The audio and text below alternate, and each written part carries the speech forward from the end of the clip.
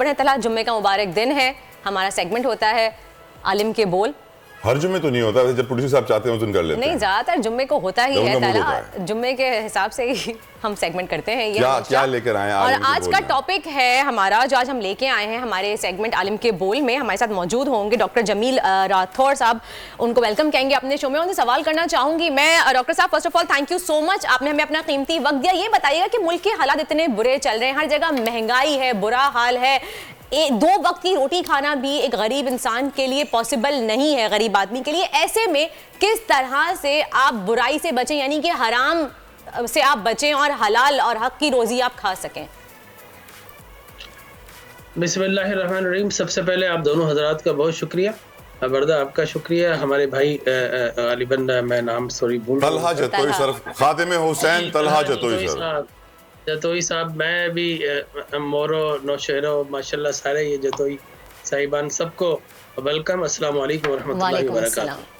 آپ کا سوال ماشاءاللہ بر وقت ہے اور موضوع کے لحاظ سے اور آج کل کے دور میں جس طرح مہنگائی کا طوفان آ رہا ہے اور جس طریقے سے ہماری حکومت عیاشیوں کے پیٹرن پہ چل رہی ہیں، تو بالکل ایک عام آدمی بلکہ خواص آدمی بھی اب 2 وقت کھانا کھانا ان کے لیے مشکل ہوتا جا رہا ہے.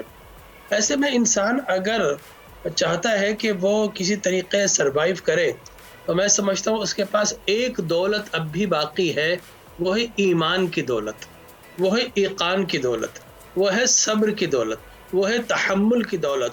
اس لیے کہ جب انسان مشکل وقت میں چلنا اس کے لیے مشکل ہو جائے، تو میں سمجھتا ہوں پھر اسے حضرت ہاجرہ رضی اللہ تعالیٰ عنہا کی وہ بھوک اور پیاس کی دوڑ جو صفا مرمہ میں ہم کرتے ہیں وہ یاد کرنی چاہیے.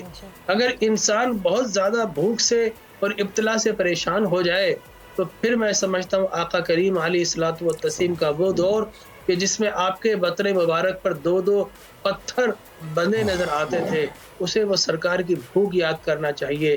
وہ صحابہ کرام کی قسم پرسی کا عالم کہ 3 دن تک اصحاب صفہ کو کھانا نہیں ملتا تھا، وہ دور یاد کرنا چاہیے.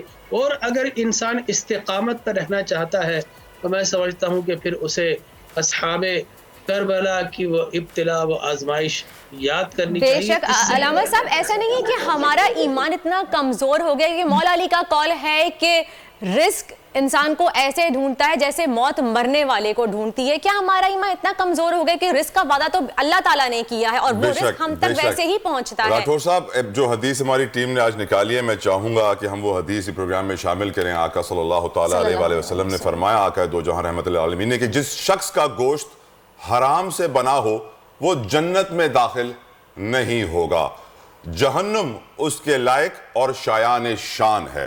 آج کی سوسائٹی میں راٹھور صاحب آپ دیکھیے کہ حرام عام ہے، چوری عام ہے، 2 نمبری عام ہے، فراڈ عام ہے، اور اس کو اب لوگوں نے اپنا حق سمجھ لیا ہے. کیونکہ زمانہ ایسا ہو گیا ہے تو اس زمانے میں ہم یہ سود بھی کھاتے رہیں گے حلال کر کے، اور سود کا کاروبار بھی حلال سمجھیں گے، ہر 2 نمبر کام کو حلال سمجھیں گے. روشنی ڈالیے گا راٹھور صاحب.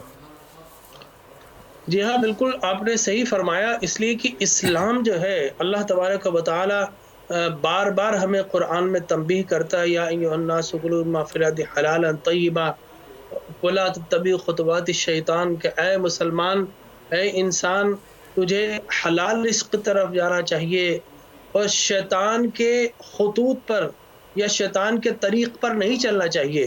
اس لیے کہ کسی بھی سوسائٹی کو اگر تباہ کرنا ہو تو اس میں حرام شامل کر دیا جائے، آپ یقین کریں وہ سوسائٹی تباہ ہو جاتی ہے. اس لیے سرور کونین صلی اللہ علیہ وسلم سے کسی نے سوال کیا ہے کہ یا رسول اللہ، میں مستجاب الدعوات بن جاؤں، یعنی میری دعائیں قبول ہو جائیں. تو سرکار دو عالم صلی اللہ علیہ وسلم نے فرمایا کہ پھر رزق حلال کھایا کرو، اس سے اللہ تبارک و تعالیٰ تمہاری دعاؤں کو قبول کرتا ہے. اور ایک حدیث مبارک میں آیا کہ جو رزق حرام کھائے، خیر حرام تو رزق کہلاتا نہیں، وہ تو حرام ہے، لیکن اگر کوئی غلط راستے سے رزق کمانے کی تلاش شروع کرتا ہے تو فرمایا کہ اگر ایک لقمہ حرام کسی کے وجود میں چلا جائے تو اللہ تبارک و تعالیٰ 40 دن تک اس کی دعاؤں کو، عبادات کو قبول نہیں فرماتا. راٹھور صاحب، ایک حدیث مجھے یاد آ رہی ہے، اس پہ بھی روشنی ڈالیے گا کہ صلی اللہ علیہ وسلم نے بتایا کہ قیامت کی نشانیوں میں سے ایک نشانی یہ بھی ہے کہ لوگ اپنا حلال حرام کر کے کھائیں گے. بالکل ایسا ہی قیامت کی قرب قیامت کی نشانیاں ہیں، اور میں یہ سمجھتا ہوں کہ یہ نشانیاں ہم میں آ چکی ہے جدوئی صاحب. عام آدمی تو فکر فردا میں مبتلا ہے، وہ ٹھیلا لگا رہا ہے، وہ رکشہ چلا رہا ہے، وہ چھوٹی موٹی کرپشن اور جھوٹ بول رہا ہے، لیکن خواص کے اندر اور ایلیٹ کلاس کے اندر، چاہے وہ ایلیٹ کا تعلق کسی انصاف سے ہو، عدل سے ہو، چاہے اس کا تعلق کسی حکمراں سے ہو، چاہے اس کا تعلق کسی بہت بڑے بزنس مین سے ہو، یا کسی کا تعلق کسی پولیٹیشین سے ہو، یا اس کا تعلق اسٹیبلشمنٹ سے ہو، اگر آن دا ہول اگر ہم دیکھیں جتنا بھی ایلیٹ کلب ہے وہ سارے کے سارا کرپشن کرنا اس کے لیے عام بات ہے، اس کے لیے برائی نہیں رہ گیا. اس لیے حضور اکرم صلی اللہ علیہ وسلم نے فرمایا کہ قرب قیامت، جس طرح آپ نے فرمایا کہ انسان برائی کرے گا اسے برائی کا احساس ہی نہیں ہوگا، وہ سمجھے گا یہ میرا حق ہے. تو آپ یہ بتائیے کیا آج ہم اس تباہی کے دہانے پر نہیں پہنچ گئے جس کے اندر عوام کو تو چھوڑ دیجیے، اس کو بیچارے کو 2 وقت کی روٹی کے لالے پڑے ہیں، لیکن وہ خواص اور وہ لوگ جو کہ آکسفورڈ سے پڑھ کر آتے ہیں، وہ لوگ جو اسٹینفورڈ سے پڑھ کر آتے ہیں، وہ لوگ جو یونیورسٹی آف کیلیفورنیا سے پڑھ کر آتے ہیں، وہاں کے ماحول میں آ کر جب یہاں پر آتے ہیں، یہاں پر آ کر غریبوں کا تمسخر اڑاتے ہیں، ان کے ساتھ تصویریں اور سیلفیاں کھنچواتے ہیں، لیکن ایک لمحے کے لیے سوچیے کیا انہیں احساس ہے؟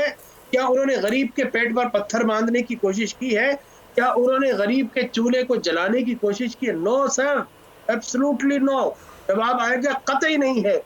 اس سے بڑھ کر معاشرے میں بے حسی اور بے کرداری کیا ہو سکتی ہے کہ وہ طبقہ جو عوام کو اٹھانے کی ذمہ داری لے کر ایوان اقتدار میں جاتا ہے، وہ وہاں پر جاتا ہے تو اپنے پیسوں کو ملٹیپلائی کرنے کی سوچتا ہے اور پھر بار عیاشیاں کرنے جا رہے.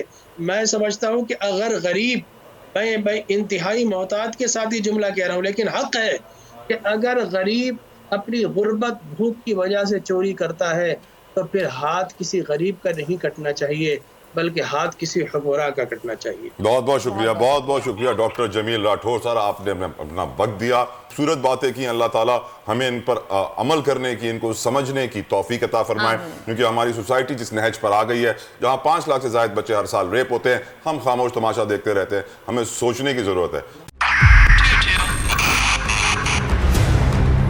2022 بہت سارے تحفے بھی دیکھیں گے پاکستان کی عوام کو. پاکستان کی عوام کو ایک تحفہ یہ دیا کہ عوام کو پتہ چل گیا کہ پاکستان کا میڈیا کیا ہے. سال 2022 میں سب سے زیادہ دیکھے جانے والا چینل بول نیوز رہا نمبر 1. ہم نے بہت سارے شوز اور ٹرانسمیشنز کی، پورا سال مسلسل جدوجہد میں نکل گیا کہ یہ ووٹ آف کانفیڈنس کے پیچھے کون لوگ تھے. توڑے ریٹنگ کے سبھی ریکارڈ. سوشل میڈیا پر بھی سب سے زیادہ تیزی سے 2.4 بلین ویوز کا سنگ میل عبور کیا. اینکرز کو بھی عوام میں سب سے زیادہ مقبولیت ملی اور سوشل میڈیا پر بھی بول رہا سب پر بھاری. سبسکرائب کریں اور بیل دبائیں تاکہ کوئی خبر رہ نہ جائے.